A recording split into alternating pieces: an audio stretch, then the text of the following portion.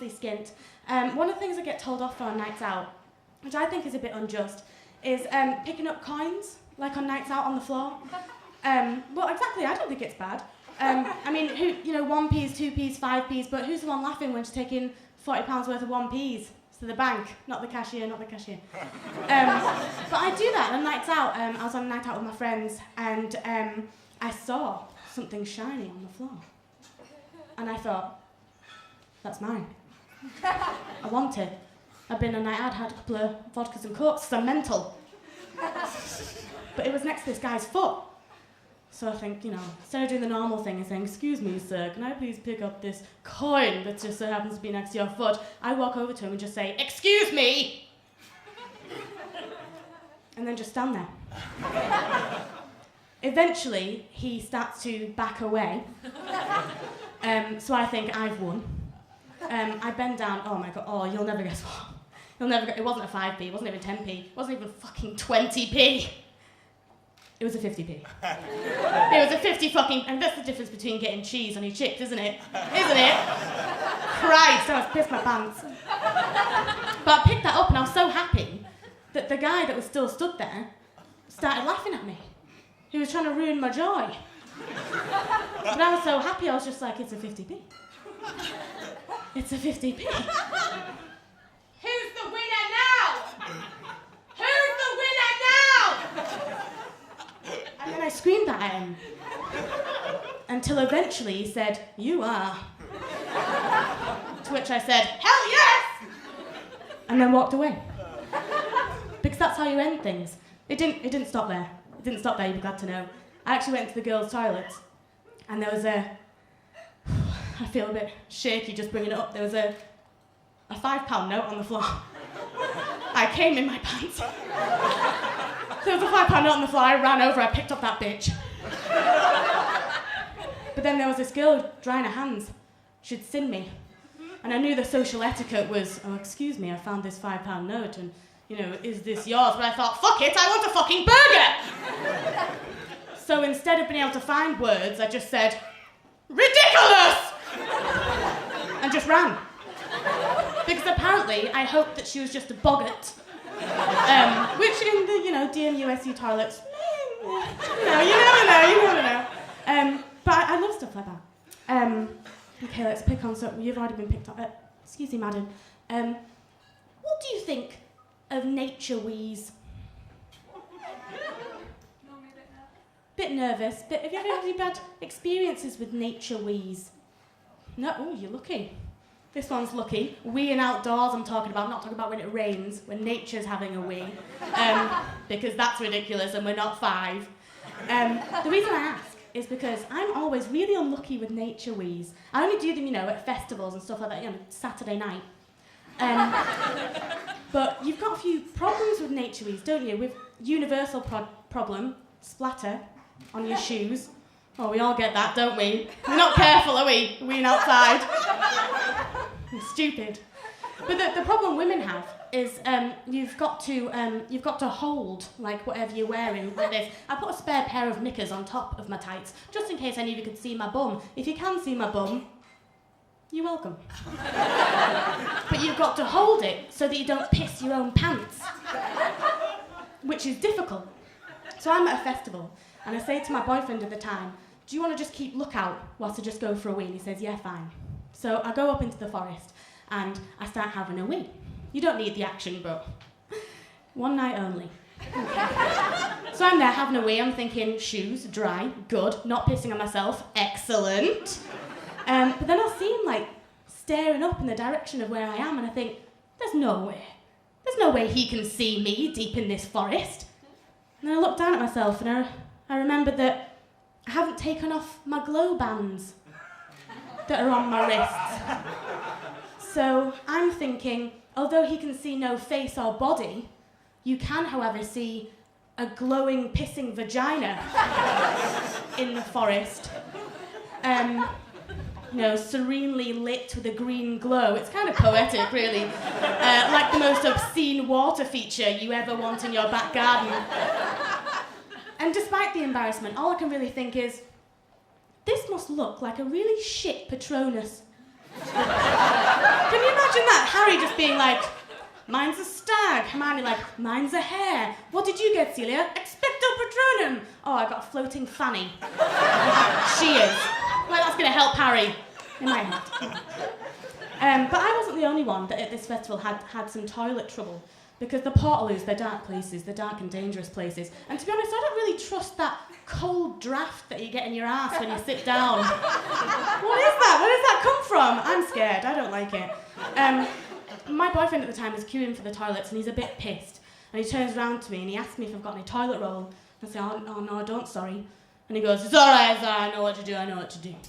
And he takes his shoe off. And I say, don't you dare wipe your ass with that sock. Don't you dare. And he said, Celia, I'm not a fucking idiot. I'm going to shit into the sock. Yeah, I'm the idiot. What are you going to do after that? And he just said, that's what I'm doing, you can't stop me. And he starts to run off to the Portaloo and I'm just like, I've got baby wipes. What's wrong with baby wipes? I don't know how that ended, but when I saw him next, he was one sock down.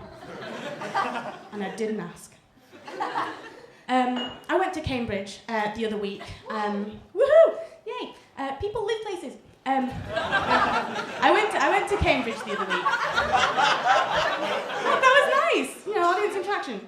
I went to Cambridge the other week, and I stepped outside just to have a bit of a chillax, eat a prawn cocktail. Not an actual prawn cocktail, not like a shrimp starter, like a packet of prawn cocktail. I'm not mental. So I'm stood there eating a prawn cocktail, and this woman comes up to me, and she says, would you like a cigarette? So I said, oh, yes, thank you, kind stranger. And she said, I'm 50. I said, oh, great.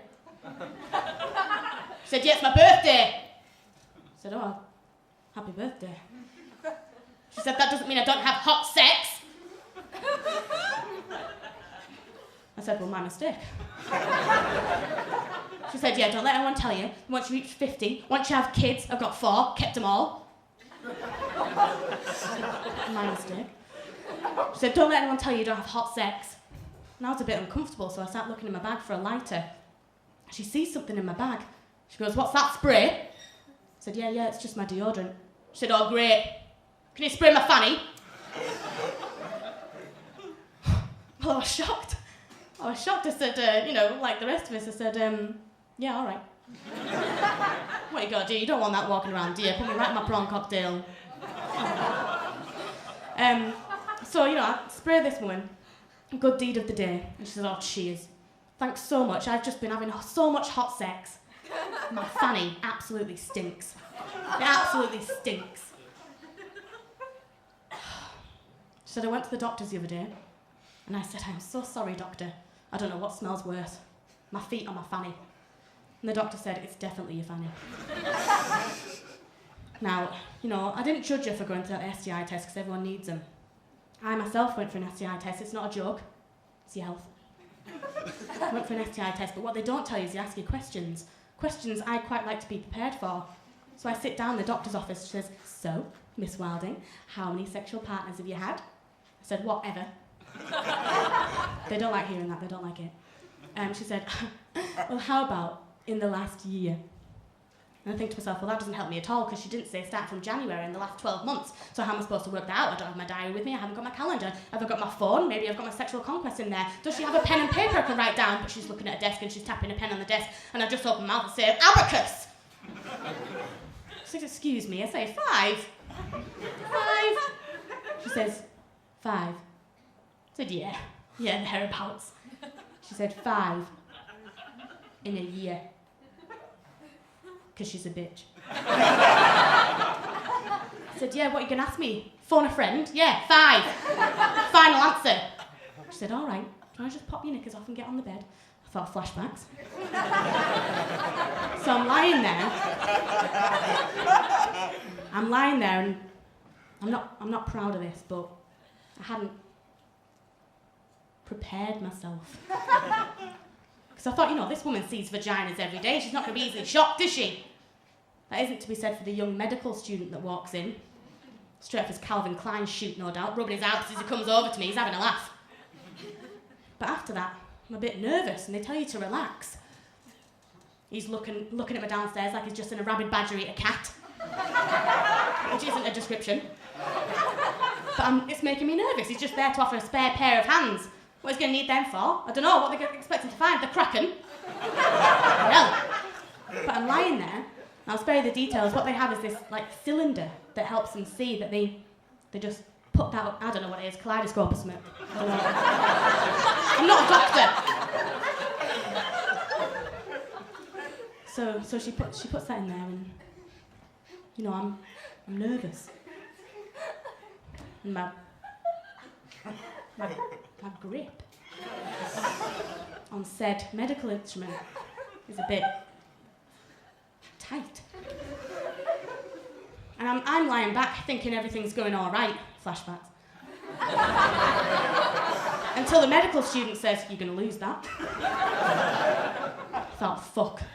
All I could think of was that scene in Dr. Dolittle. Has everyone seen Dr. Dolittle? There's this bit where the dog has to go to the vets, and it's dead funny because the dog's talking, and he's got to have this thermometer put up his bum, and they're all talking, it's all laughing, there's a talking dog, it's dead hilarious.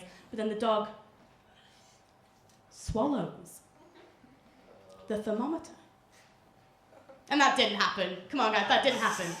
The opposite did. So I shoot this from myself.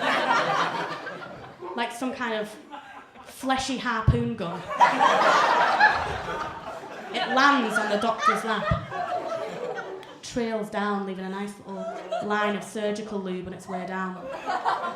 Rebounds on the floor. Everyone's in shock. The doctor says it's okay. It's okay, you've got to laugh or else you cry. You've got to laugh or else you cry, so we all have a good laugh. Mr. Calvin Klein's growing some new abs. We're all having a good laugh. And then she says, "Stop laughing, I'm trying to put something in you." I like to take a good experience from all these things. Like I say, I'm not embarrassed. In fact, when I left that doctor's appointment, I got straight on the phone to my mum. I said, "Mum, I'm quitting uni. Order me 5,000 ping pong balls and a trip to Thailand. I've got a new dream." Thanks for coming, guys. Have a good night.